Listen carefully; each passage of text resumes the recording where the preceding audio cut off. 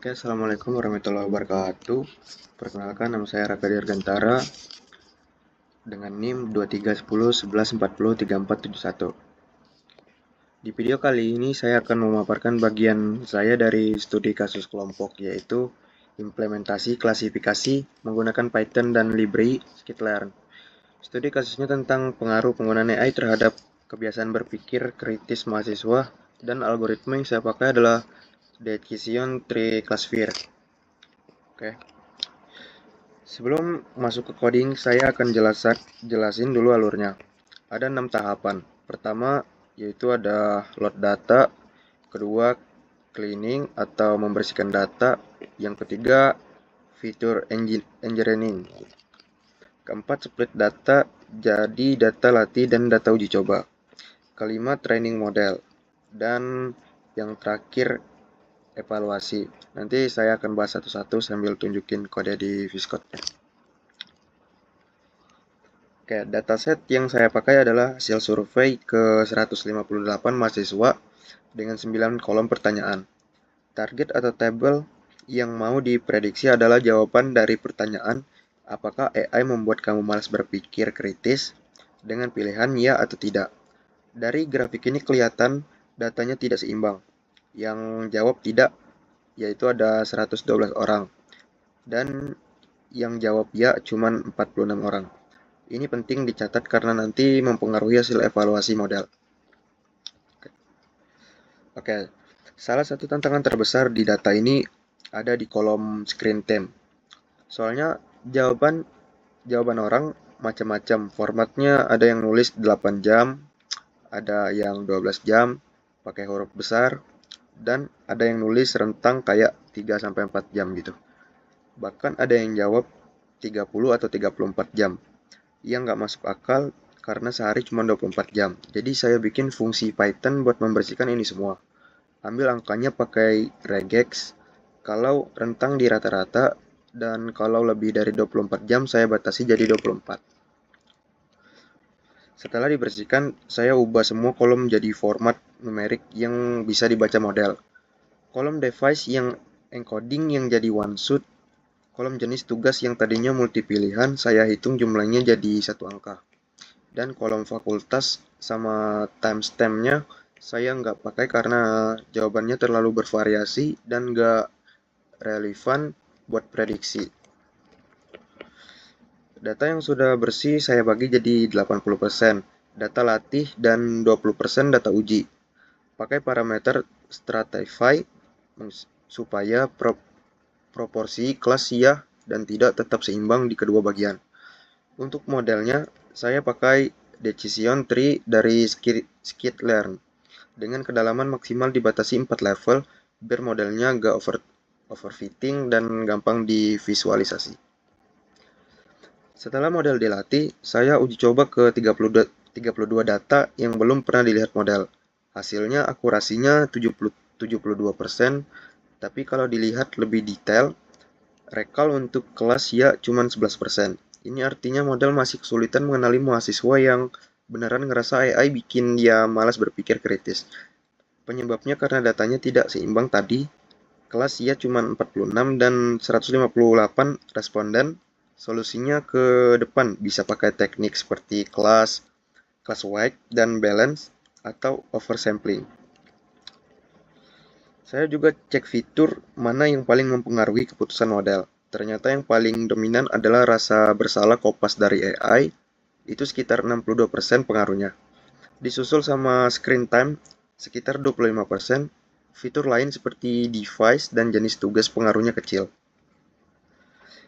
Ini visualisasi pohon keputusannya. Bisa dilihat, not paling atas itu berdasarkan rasa bersalah. Terus percabangannya berdasarkan screen time dan kecemasan soal AI diblokir. Setiap kotak nunjukin kondisi splitnya, jumlah data di situ, dan kelas mayoritasnya. Oke, jadi kesimpulannya saya berhasil mengimplementasikan Decision Tree Classifier dari data mentah sampai evaluasi. Akurasinya 72%, tapi masih ada keterbatasan di recall karena data tidak seimbang. Fitur paling berpengaruh itu rasa bersalah dan screen time. Untuk pengembangan selanjutnya, bisa dicoba nambah data atau bandingin sama algoritma lain kayak random forest atau nerve bayes. Oke, dari sini saya akan nunjukin live codingnya. Oke,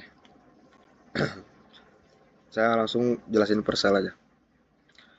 Oke, sel pertama ini saya import dari semua library yang dibutuhkan. Pandas dan NumPy buat olah data, Matplotlib buat bikin grafik. Terus dari Skritler-nya saya import trend test split buat bagi data. Decision tree classifier buat modelnya, sama beberapa fungsi matrix buat evaluasi nanti. Oke, yang kedua dia itu ada load data. Nah, di sini saya baca file Excel dari hasil survei pakai Pandas, Red Excel, terus saya ganti nama kolomnya biar lebih pendek dan gampang dipanggil di kode. Soalnya nama kolom aslinya panjang-panjang, kayak pertanyaan lengkap. Kalau saya jalanin, kelihatan datanya ada 158 baris dan 9 kolom. Nih, oke, kita lanjut yang ketiga. Yang ketiga itu ada pembersihan data atau cleaning. Nah, ini bagian pembersih data screen time dan yang tadi saya jelasin di slide. Saya bikin fungsi clean screen time yang kerjanya pertama, ubah semua huruf kecil dan buang kata jam. Kedua, kalau formatnya rentang kayak 3-4, saya ambil dari 2 angka terus di rata-rata. Kalau cuma 1 angka langsung dipakai. Dan yang terakhir, kalau nilainya di atas 24, yang nggak masuk akal buat per jam per hari, saya batasi jadi 24.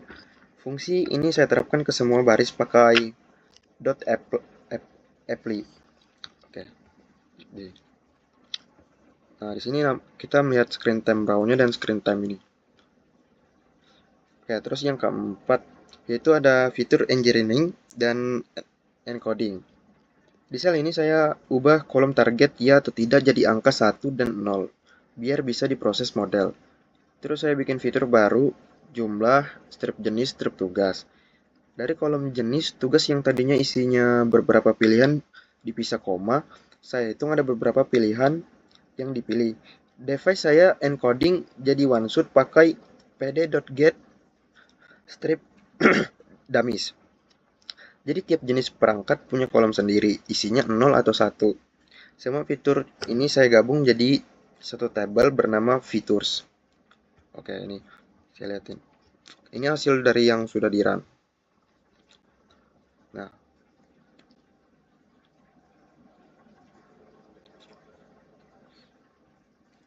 oke, kita yang ke sel kelima, split data latih dan uji. Ini sel opsional. Saya simpan dataset yang udah bersih ke file CSV buat lampiran laporan atau kalau mau dicek manual di Excel. Nih, ini. Ini udah di run. Nah, yang keenam itu ada training model atau decision tree.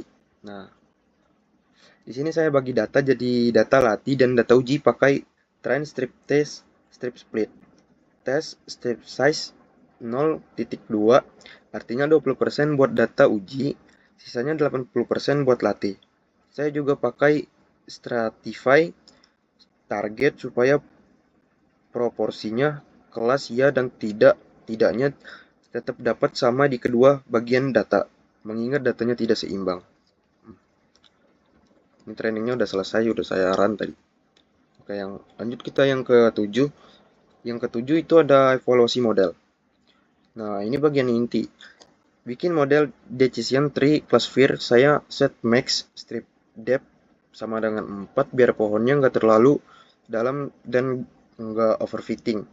Terus panggil model .fit buat melatih model pakai data latih. Setelah dilatih, saya panggil model .predict ke data uji buat dapetin hasil prediksinya. Nih, akurasinya di sini ada 0.719, precisionnya ada 0,500, terus recallnya itu ada 0.111 dan API score-nya ada 0.182.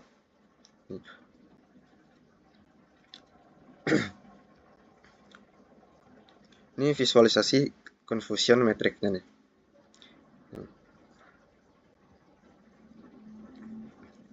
Ini sudah di run, sudah jalan ya tadi.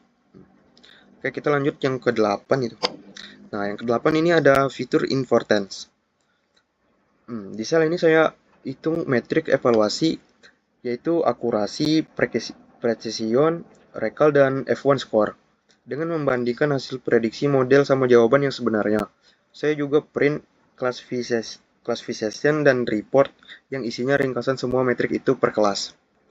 Oke, di sini itu yang merasa bersalah ada 0,6618317. Terus screen time-nya yaitu ada 0,251503. Nah, cemas kalau AI yang diblokir yaitu ada 0,054180. Nah, jumlah jenis tugas itu hasilnya 0,45738. Dan device laptop yaitu ada 0,30263. Device smartphone-nya cuman, oh ini yang pakai smartphone sama tablet nggak ada ya. Jadi di sini memungkinkan para yang respondennya merasa bersalah. Oke, kita lanjut ke yang ke-9. Nah, yang ke-9 ini ada visualisasi pohon keputusan. Ini saya bikin visualisasi confusion metric pakai matplotlib, biar kelihatan jelas berapa prediksi yang benar dan salah untuk masing-masing kelas ya atau tidak. Oke, bisa kita lihat di sini ada pohon visualisasi decision tree-nya, prediksi malas berpikir kritis akibat AI. Nah, di sini kayak kita lihat sendiri aja nih gambarnya.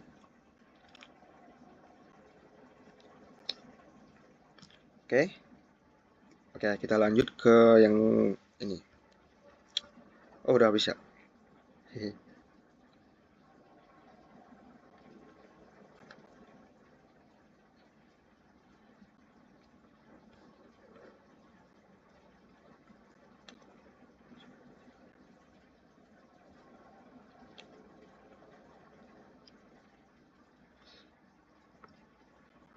Nah, di sini saya ambil nilai fitur importance dari model yang sudah dilatih itu nunjukin seberapa besar pengaruh tiap fitur ke keputusan model. Saya urutkan dari yang paling besar terus divisualisasi pakai bar chart horizontal. Nah, yang sel ini yang terakhir visualisasi pohon keputusan secara utuh pakai fungsi plot strip tree dari skitlan. Biar kelihatannya gimana model ini bisa ngambil keputusan dari akar sampai daun. Oke, mungkin cuman itu yang bisa saya sampaikan. Kurang lebih mohon maaf bila ada salah kata. Mohon maaf. Dan jika masih ada yang salah tolong dikoreksi. Oke, mungkin itu saja cukup. Terima kasih. Wassalamualaikum warahmatullahi wabarakatuh.